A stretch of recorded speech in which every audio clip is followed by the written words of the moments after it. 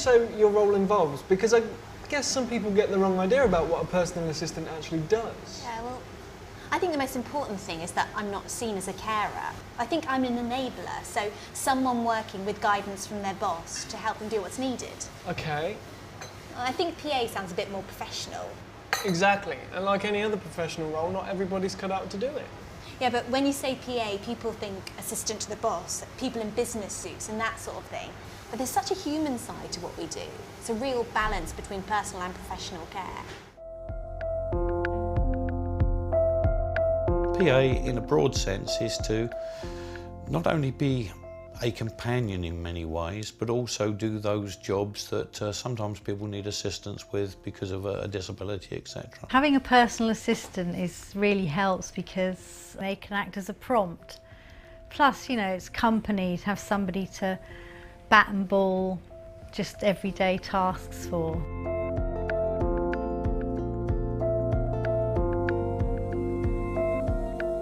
The role of a PA is to, I think, promote independence, because the people that I work for just may need a little bit of help with certain things. Oh, it can be anything from, you know, housework, hoovering, helping them keep the house straight, helping them with paperwork, helping them to get out and about. In some cases it might be personal care, it might be making meals for them. Just sometimes it's just a companion visit, you know, you might just be having a chat and a cup of coffee, somebody that's lonely, for example. You're not just helping somebody out, you're not just doing things for me, you're enabling me to be me. To be seen for who I am and what I am by helping me out with the stuff that I just can't do by myself. So I'm working in a way that's specific to your practical needs, but also in keeping with who you are and even how you're feeling on the day. It's all about me helping you live as independently as possible, but on your terms. Yeah, too many people think disabled means unable, but it doesn't, and we're all really different. Well, that's why I work differently with all my employers, because everyone's got different needs and preferred ways of working. You adapt the way you work to suit them. Right, but of course it's up to the employer, you, to make your own life decisions. I just help out with that. So that's why you're a personal assistant and not a carer. Exactly. It's a professional arrangement. You'll pay me to deliver a service. Probably the most important service I'll ever pay for, to be fair. It enables me to stay independent and be me.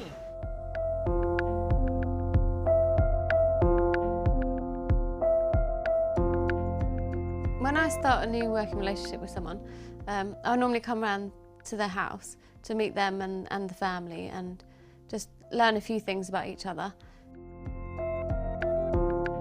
The difference between a PA and somebody coming in from an agency is that you have the continuity and you have the understanding of all aspects of that person's life. With my personal assistant, I'm in charge because she's here to help me, and that in itself is a very empowering dynamic. You have a few teething problems, but after she understands you, you understand her, you get into a swing of, you know, real routine. It's very easy when you work with somebody to kind of do things the way you would do them, and you have to establish how that person wants to do things and how they like to run their life, because how you run your life isn't always the same as how somebody else runs their life. It's a sort of transaction, isn't it? But a mutually beneficial human one. And like any service that I pay for, I need to be comfortable and confident with it.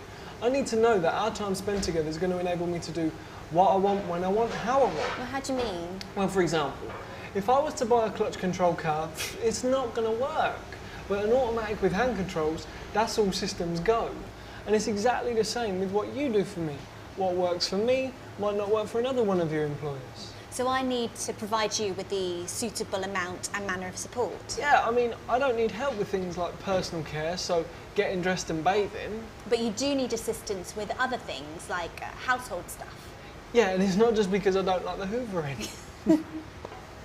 Well, that's why we had a talk when I started about what you wanted to get from this partnership. I mean, if I just came in and did everything for you, then that would be helping anyone. Yeah, that'd be wasting your time and taking control away from me. Yeah. I definitely think it's possible to give too much support, though. I mean, you need to be achieving the things you want, and if you're not doing that on a daily basis, then in the end, you're going to end up losing confidence. I've got a daily log where I write everything that is happening every day. Yeah, we discuss anything, you know. For instance, you know, bathing is so completely different from a home.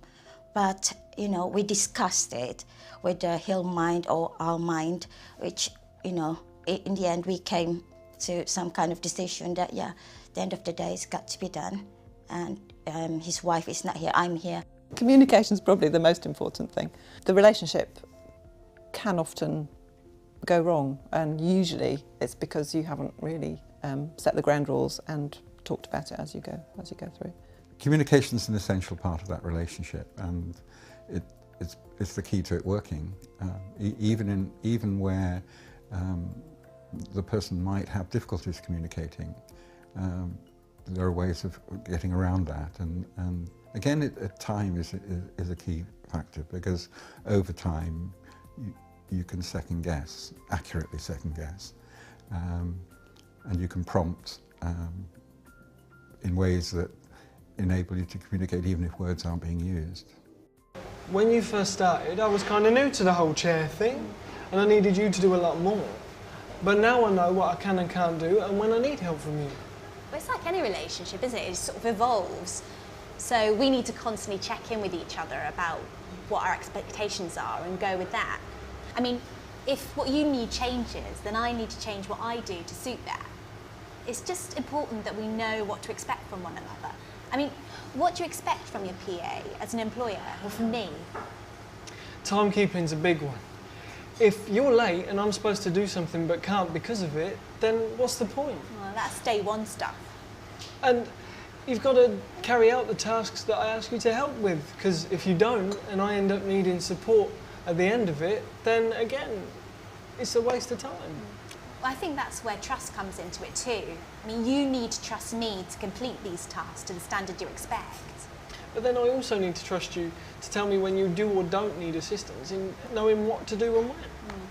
It's about having a good working relationship. Well, exactly, because it is a professional relationship. You're paying me to give you a service, but I think at the same time we both need to put the effort in to make it work. Exactly, you're coming into my home, my world, my life. You need to respect my privacy. And in return, you need to be aware of what you can do to help me get satisfaction from my work and to be a good employee. If you followed a career as a PA, your employment rights are no different from any other occupation. You'd expect to have a written contract with terms and conditions. You'd have the legal minimum of holiday pay and holiday time, if not more, depending what you negotiated. Same with all the entitlements around sickness, maternity, that any other employer would be expected to provide. I mean, you're absolutely covered by employment law. The good thing to do is to have in the contract a probationary period, a month or something, which gives both parties time to get to know each other, see if they're going to like each other.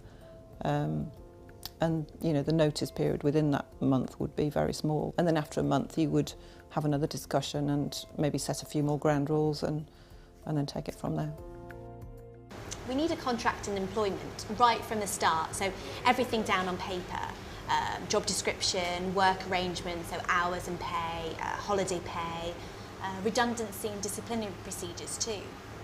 That's fair enough. I'd expect that in any job that I did, so why shouldn't you here? Just because you're in my home most of the time doesn't make it any less professional. Yeah, and also it protects us both in case of any disputes. Oh, what could go wrong? Have you had any problems in the past? Before me, obviously. Obviously. Well, I think misunderstandings is the biggest thing. I mean, if I'm expecting you to deliver one level of support and you're delivering another, then that's when you're going to have problems. I think personality clashes as well. I think they're quite hard to get over. I mean, if you just don't get on, what can you do? Yeah, but that's talking again. At the end of the day, you can't just let things lie and hope they're going to go away, because they won't. So listen to each other's point of view, try and negotiate a solution. But I think if you can't resolve things, sometimes you've just got to go your separate ways and look for someone who you do work well with. It's about how you do things though and how you say things.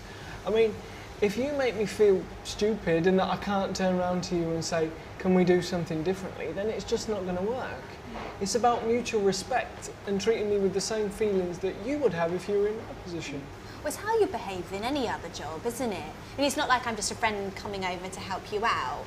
You're paying me to deliver a professional service, and in return, you should hope it'll be done with commitment, honesty, and to a standard anyone else would want. I think being a PA is a valid career choice, provided that you enjoy being with people. It really, really helps at a grassroots level. At the end of the day, I'm at home struggling and a personal assistant comes in and helps, then that's everything to me. And I think a lot of disabled people would say the same, is that you really, really need some assistance, but you don't need to be patronised. There's no point of me saying, yeah, be a PA. You've got to be able to enjoy what you do. What I find rewarding is helping them make sure that they're comfortable, they're happy. There are tasks involved that you might not opt to do first of all, but you know, like hoovering and cleaning, but it's actually a really quite a relaxed and enjoyable job, although it is a very responsible job, obviously, because you're responsible for somebody's safety. You know, you feel lucky that you can do things for yourself, and it's nice to be able to enable people to do the things that they can't do. To be a PA, the type of attributes that you would need: to have a caring nature, to be able to smile when things aren't always as well as they should be, to enjoy life and enjoy helping people as well. The people I see working as PAs are those people that like other people. They like assisting people, they like seeing other people get the most out of their lives that they can.